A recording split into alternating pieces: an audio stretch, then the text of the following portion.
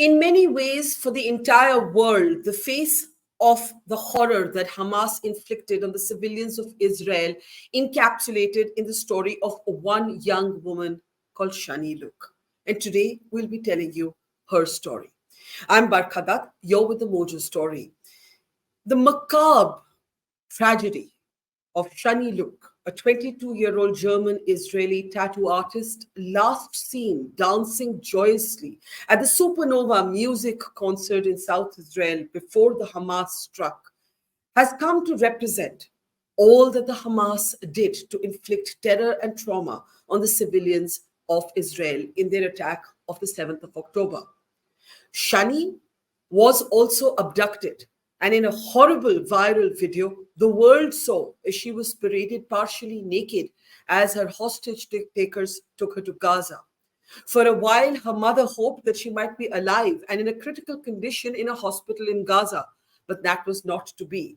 It was Israel's president himself who announced that Shani had indeed been killed, and even to match and confirm that murder, he shared some really gruesome and triggering details. He shared how the DNA had been matched by a piece of skull being corroborated with Shani Louk's DNA. It is too horrible to even comprehend and speak about, but imagine what her family, her parents, her sister, her brother, her friends might be feeling today. Shani Louk, as I said, has come to represent the face of the horror that Hamas inflicted on Israel.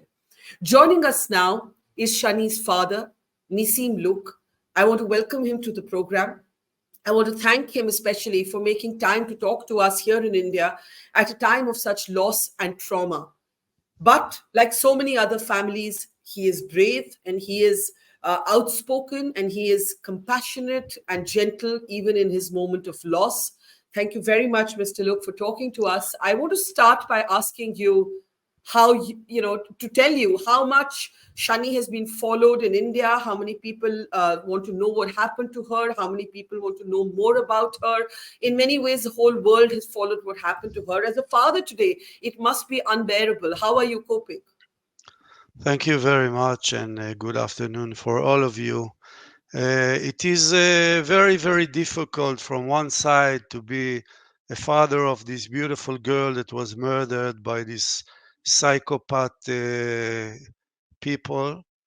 But in the other end, I say thank you, to everyone and to God, that at least we know that she died and she didn't suffer, because I wouldn't like to think what could happen to her if she was kidnapped to Gaza. And it is better for me as a father to know that she is dead and she died right on spot. She went to the party with a couple of friends on Friday evening, and they were dancing. It was a huge party with 3,000 people, and they were dancing and loving and hugging the whole night, from around 10 o'clock at night until 6 o'clock in the morning. They were dancing and they had the best time of their life. They were all together, 3,000 people with a lot of energy. And each time I ask my daughter, "What are you doing? Why are you dancing all night?" For me, it looks a little bit strange. Your girl is dancing all night, and she did it a lot.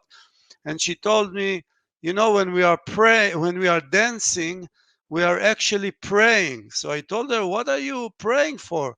So she said, "We are praying that the whole world will be together in peace way, and we are praying God." And for me, it was kind of a relief that at least she's dancing all night and she's in a very high spiritual way.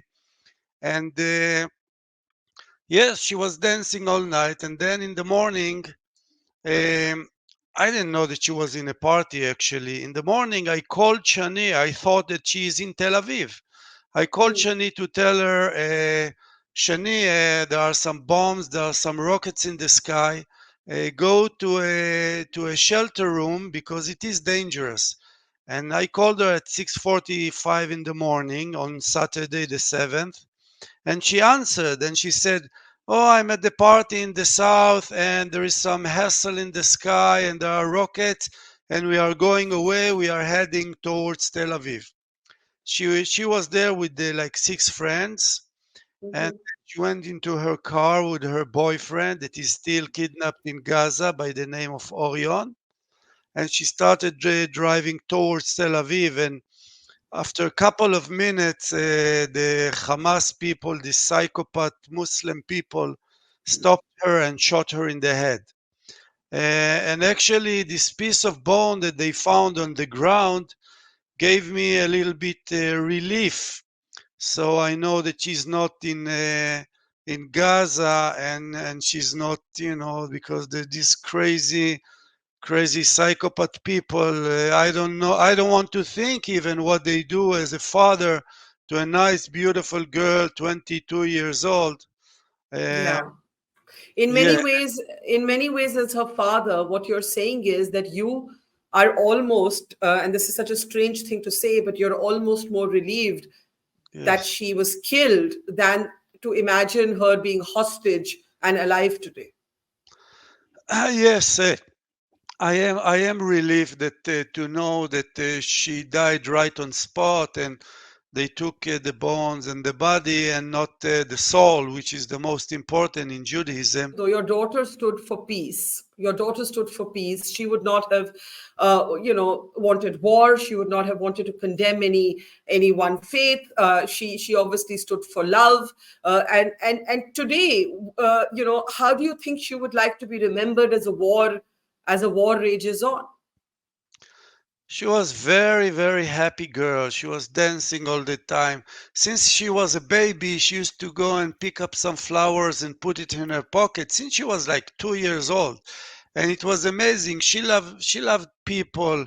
And you must know all the Israelis, all the Jewish people, we are a people that are for peace. Since we are little children, everything that the parents and the Bible teaches us is to be in peace, to be honest, to be good, to be faithful, and to do things that are good for the people of the world. And that's who we are.